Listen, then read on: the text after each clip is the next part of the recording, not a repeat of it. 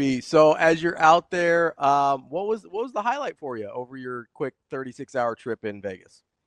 How about Coach Rhule just dropping chicken nuggets, right? I Yeah, mean, I'm a big chicken um, nugget guy. I, You know this about me.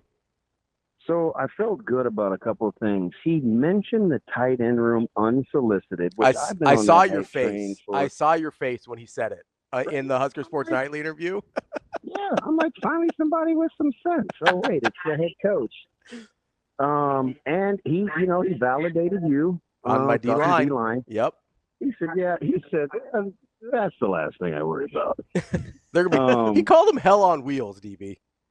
Listen, they are so stinking athletic. Like they can move. The other thing was, how about the duality in his message of how good a job it was based on where he's gonna leave it versus kind of letting you know it's all about how you perceive it. Yeah, it wasn't a great job. Wasn't a great job when he took it. But guess who he took over for? The guy that said he didn't want the job. Yeah. So it's like he is very, very thoughtful in terms of what he says. So in one vein, he says, I don't know, everybody's mad at Frost, but Frost was right. Wasn't a good job. And he took over for the guy that said it wasn't a good job. And he's also on the verge of maybe making it a great job, which is what he said. So there was a lot of messages in what he was saying. But at the end of the day, my gut tells me he didn't appreciate that becoming a news story in the last handful of weeks. Yeah. DB, just kind of on that same note, too, we were talking earlier this morning about how he talked about Dylan's recruitment and why his pitch was not like the legacy and everything else that could come with you building back Nebraska. It was about it being hard, that it was going to be difficult. Yeah. It was going to be a challenge. Yeah. There's a part of that where it doesn't just feel like it's about Dylan and Rhule's relationship and that's what he's recruited. It almost sounds like that's what this whole team in year 3 is about. It's that, listen, we've been through that. We're ready to take the next step together, and we're kind of done dealing with the competitiveness of it. But there's also a part of it, too, where I had said it, that it almost feels like Rhule is almost appreciative of what happened the past couple of years because that means that this reward is going to be worth it, and they've earned what they will get this year should it end up where, at least where Ravi thinks and where Rhule seems to think it's going to. He did mention double-digit wins, DB. That's all I'm going to say. That's all I'm going to say. Yeah, listen. I hate admitting anytime Austin is right, but I'm in complete agreement because I talk about the consistency in his recruiting pitch all the time, right? Where even if when they win, he's not going to have to change it. It's still the thing. It's, hey, this is a great place to be.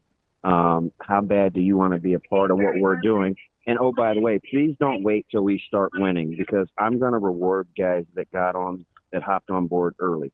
It was the same pitch to Caleb. It was the same pitch to Christian Jones. It was the same pitch to David Sanders Jr. It's the same pitch to Dylan Raiola. He told those guys, I'll be very appreciative if you buy into what I'm telling you. Don't wait till we win. We will win. And when we do, the reward will be that much greater. He talks about doing hard things all the time. And it's not just lip service. I'm telling you, the day-to-day is difficult. I think he wakes up, phone in from vacay and say, hey, how can we make people as uncomfortable as possible today?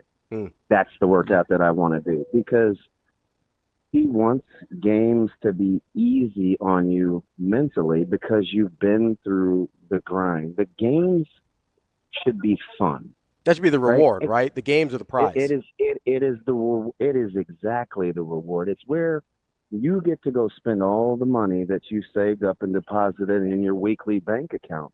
And Saturday nights are for taking them out of their rear end when you go spend money. And so if you can make the deposits early, it's going to be worth it, right? Nobody likes taking money out of their pocket and putting it someplace where they can't use it. But if you do, the reward is that much greater. And I'm telling you, he just likes grinding. He likes difficult, and he doesn't want it easy. And I think he just embodies that. It was like, I can't remember the last time I saw a spouse come on to Big Ten Media Days. Who was lockstep with Coach Rhule? Julie Rhule. She walks in this place and she's like, I mean, she's got a couple of jokes and she's tough.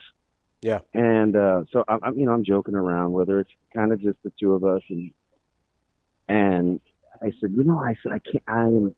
It means a ton, right? It sends a great message, that you're rocking hand in hand with Coach. And she looked dead at me and she goes, number one, I'm Team Rhule. Number two, who's going to iron this man's shirt? Like, he can't, and in that moment, I'm just thinking to myself, that's the dynamics. Even in their household, it's like we hear him talk about all the time, man. I'm telling you, I get it. People think he's a great orator, and he is, but it's not just lip service. Like he lives it. He does not have to worry about remembering what he said because he's authentic to who he is. It's a lot easier to be a great orator when you're just speaking about what you believe in. But he told this story about Julie and when they made their trip to Lincoln, and she goes, as they're driving around the Haymarket, she goes, "This isn't cool enough for you? You can't recruit here?" Like, it's almost like in his own house, he still gravitates, like you said, he gravitates toward the people that like kind of challenge him and make things uncomfortable for him. She's just giving it to him, and he and we're yucking it up, and he got ready to, I don't know, he did a bunch of side deal things, and we're trying to tell jokes to each other in the meantime, and he got ready to walk off, and I said, "Hey, those collars look nice and pressed. They look great." He just looked back over his shoulder like, he's like, "I will whoop this little dude's ass if you say that to me again." But he knew exactly what I was talking about because he does give as good as he gets even in his own household. So, we've been talking a lot about kind of this mentality, and it seems like he searches out, whether it's in his spouse, whether it's in the people that he puts on staff with him, whether it's the kids he recruits. It seems like he searches out people that want to go through the muck, that want to go through the pain of Iowa to get into the reward of what comes next. And when we were talking last week or 2 weeks ago about kind of which kids in state are getting offers or not, and it's not necessarily about talent. It's not necessarily they're a good kid or a bad kid, or they got good grades or bad grades. There's a lot of good people and end up being good football players and good human beings that don't embrace the mentality that he wants. And when you look at it, is that what you see the difference when you see what offers are going out and what aren't? Yeah, listen, I could give you firsthand stories, right? Because I've heard a lot of them, whether you're national or you're local. And he sat in our living room, and he looked deadpan. And this is after he cusses me out about, I'll go get his ass with or without you. I'll close.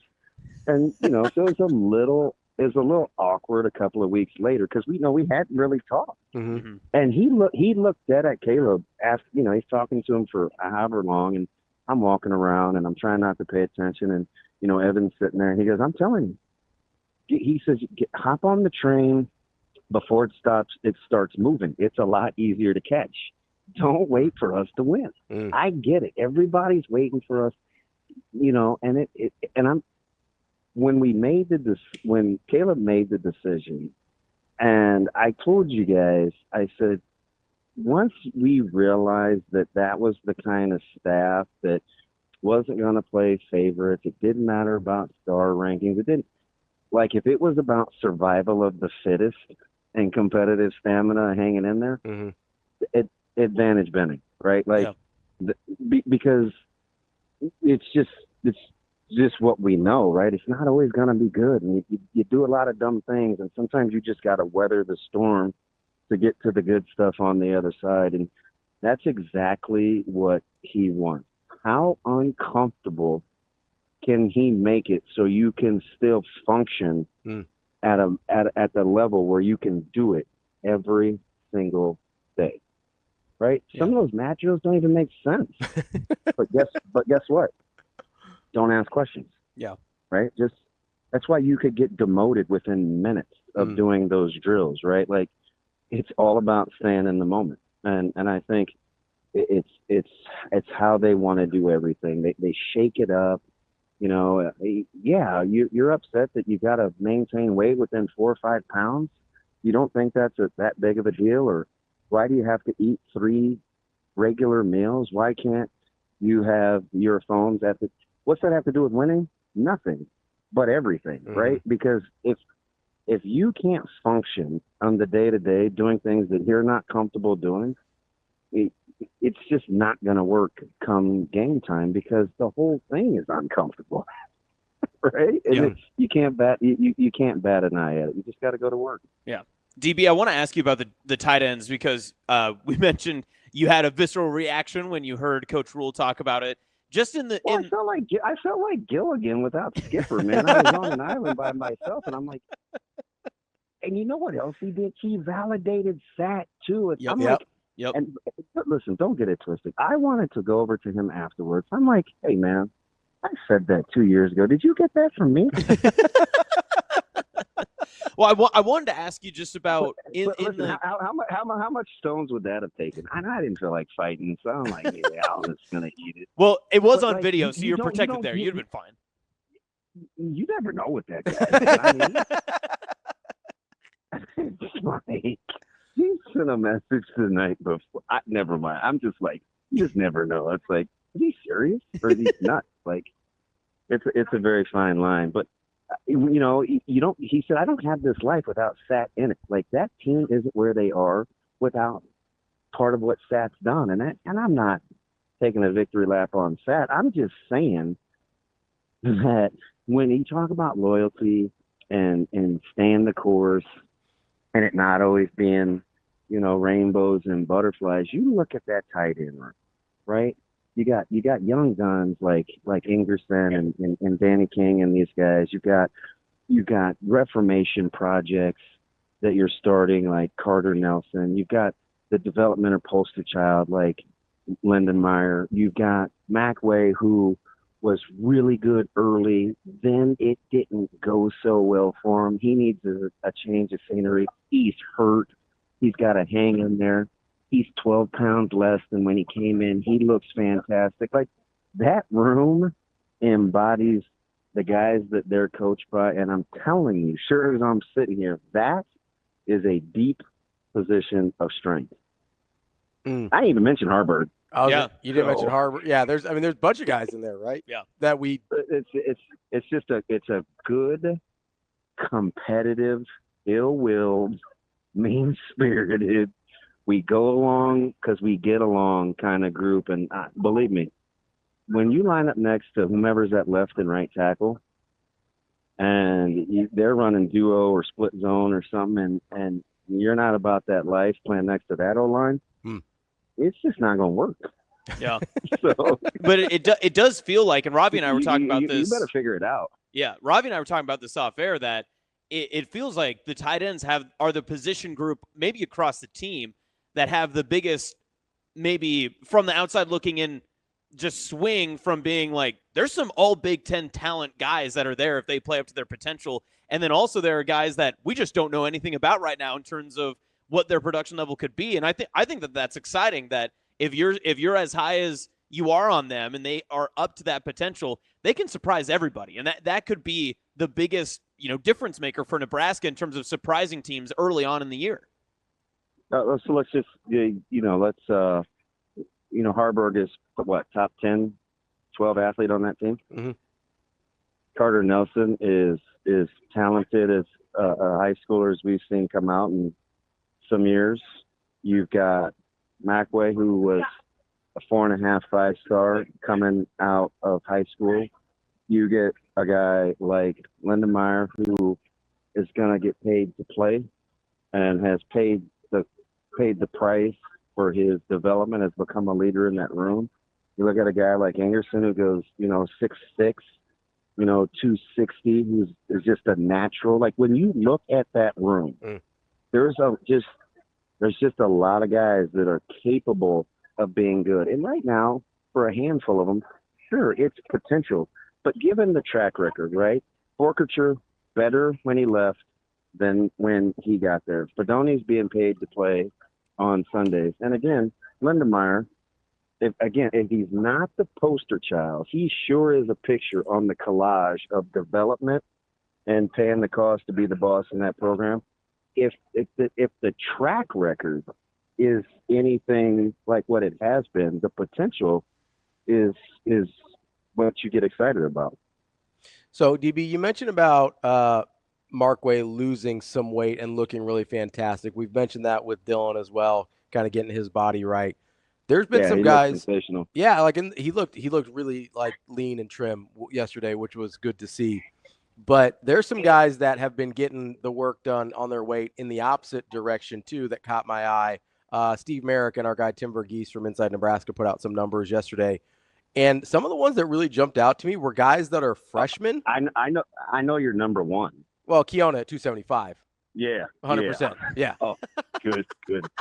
Like, let's go, baby. We were talking yesterday. I was talking to KC, and we were just kind of sitting out in the lobby about looking at some of the other teams' guys and stuff. And I'm like, can you imagine if the Williams Inwinari and Keona Davis and Riley Van Poppel are actually good players? Like, let's say they're good.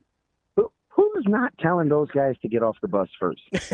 I go, hey, you guys go first, and we'll follow behind. And you'd be like, damn, those look like Big Ten defensive linemen, right?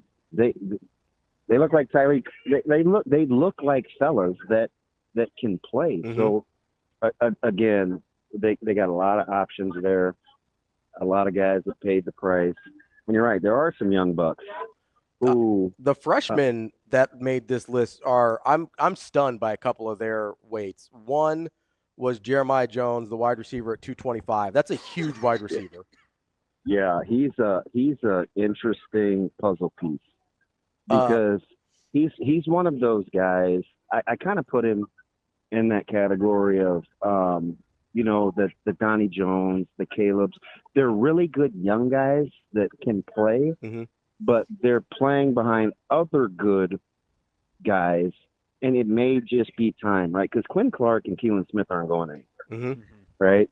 But you do have guys that came in at the wide receiver spot that give you like, I think we got something there. But then you look at the group and you're like, well, there's Hunter, there's Bonner, there's Key, there's Barney. So it's just part of the process. But they definitely have some young guys that what do I always say, Ravi, from day one? If you just do what you're told, don't throw your vitamins in the trash, get your meal, get your post-game recovery, get to recovery, and lift. Like their development, the track record is just really, really good. They've proven that they can develop if you listen. And how many times do you have to sing the praises of the strength staff and the nutrition group? I know. And I'm not kidding when I say every answer. If the building burned down, there's only two people that are getting saved, and that's Corey and Kristen. That's yes. Yeah, it's I can figure out the rest. It's Campbell and Coggins, and everybody else is gonna be like, I don't know, man. The members are hot, but you get to where you need to be. So the other ones that really caught my eye, I couldn't believe Malcolm Simpson's tipping the scales at 285. Yeah, he's a long arm dude too. It's like you look at him and you just start to envision what you're capable of, and you start putting them with the strength and conditioning staff and elite level teachers like Nebraska has along the D line. Because I'm fairly certain Dave Braden's got a good track record of working with D linemen. I think so.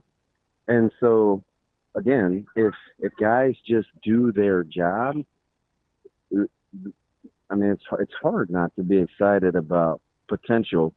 Because being good at football is all about development, and it's probably been the one area that has eluded Nebraska for so long because they haven't really known what they wanted the final picture to look like. So, some guys grab chalk, some guys grab crayons, some guys grab pencils, some guys grab the Sharpie. Like everybody is using the same medium to get to where they want to be. And I think the finished product of development is that much easier when you know what the picture's supposed to look like. The last one that really popped out to me, a guy that also changed positions, which I know is interesting, is Isaiah Mosey at 210. Like at 210, that's big enough to play right away. Yeah, so you know the funny thing about him is he defies this is a personal nugget, right? You want to know how the sausage is made? Yeah. You look at his frame, he's thick, right? His shoulders are like almost the same width as his waist. And usually you want kind of tapered guys, right? Because the tapered guys are the guys that give you the most wiggle for the most part. Like LP was a monster, but he still wore 34. He still was a 34 waist. Yeah. Right. Like that's pretty fantastic to be a at that size. 46, a 46 sport coat. Right. If you can kind of figure what I'm saying. Yeah. Yeah. And when you watch Mosey's wiggle, it's like, he's really good with the ball in his arms. He's a good natural runner. Now, as far as like lateral lead steps and looking like an I formation back and all that other stuff, that will come. But when you just talk about movement with the ball under his arms, he can make you miss. It's like, did you see Makai Nelson's weight? I'm surprised you didn't bring him up. He's another guy that I had him at 190. Is he still there? Yeah. Okay. But I mean, that's good for him though, right? Yeah, I mean, he had to be a 177, 180 pounder.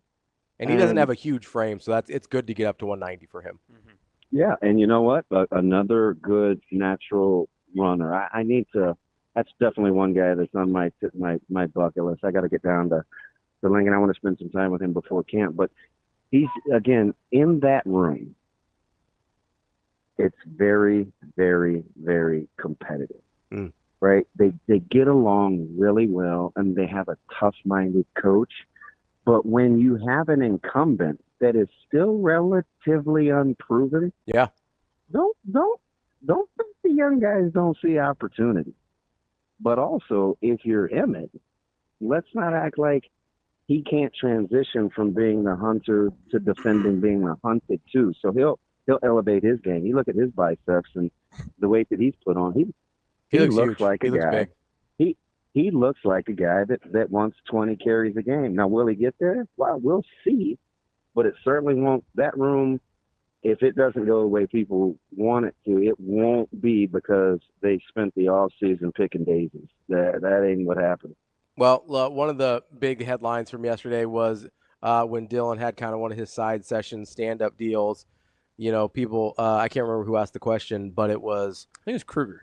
Oh, okay. Yeah, Kruger here that said, hey, what's the goal for this season? And Dylan goes, it's a national championship. And I know that catches people a certain way based on where Nebraska's been as a program. But as a competitor, when you hear that, like, you have to love that he's not pulling any punches, right?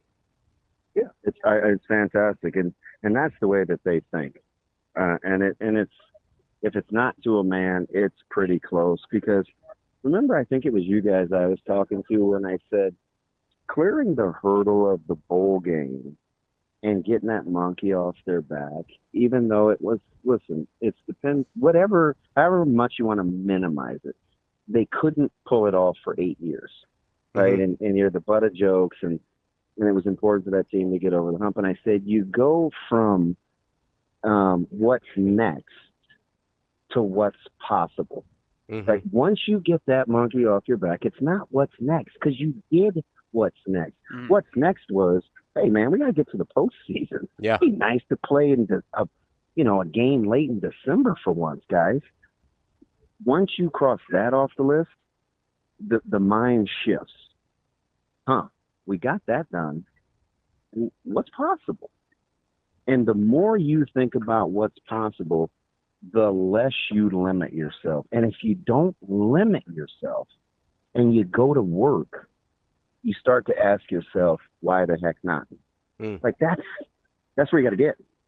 And I think that's where they're trying to get. I mean, I listened to Signetti yesterday say, No, they said, hey, what's next? You ended the season on a loss, to Notre Dame. Is that mission accomplished, or do you feel bad? And he's like, listen, what coach says to a team, hey, we want to go 12-2? You want to win them all. Mm-hmm. So if he says that, and everybody's like, ooh, cool, that guy, ooh, I'd play for him. Like, why can't players think that way? I get it. You got to go from 7.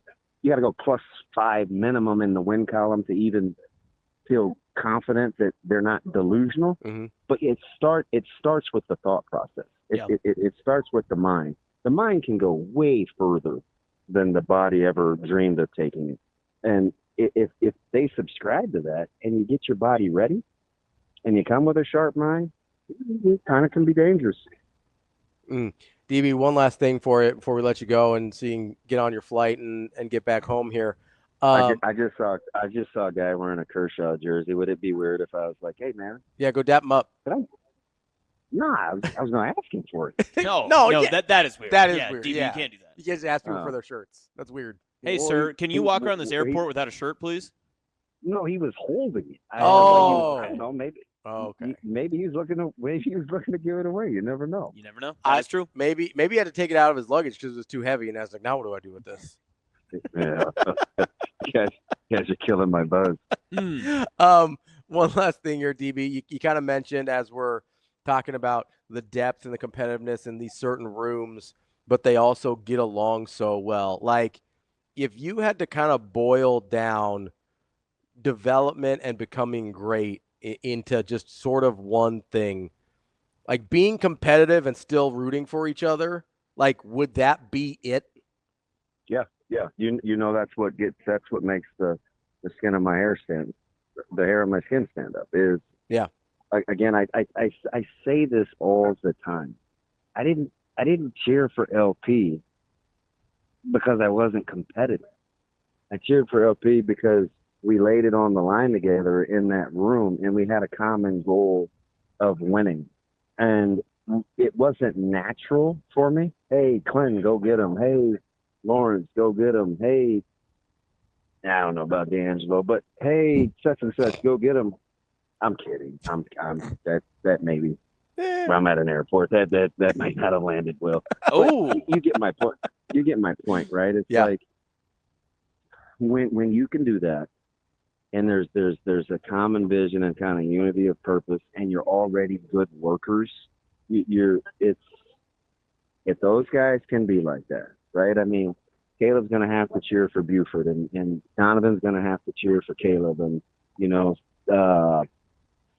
Amari Sanders is going to have to cheer for Jeremiah Charles, and Connor's going to have to cheer for Marshall, and Marshall's going to, when you can start to do those things, and know that you're moving the ball forward, it's a beautiful thing, because shared purpose, there's more joy in it, right? It's just you go from happy, because happy, I told you this, stems from what's happening, to joy because you're seeing other people flourish. You just can hang in through tough days longer and a little easier when you graduate to joy.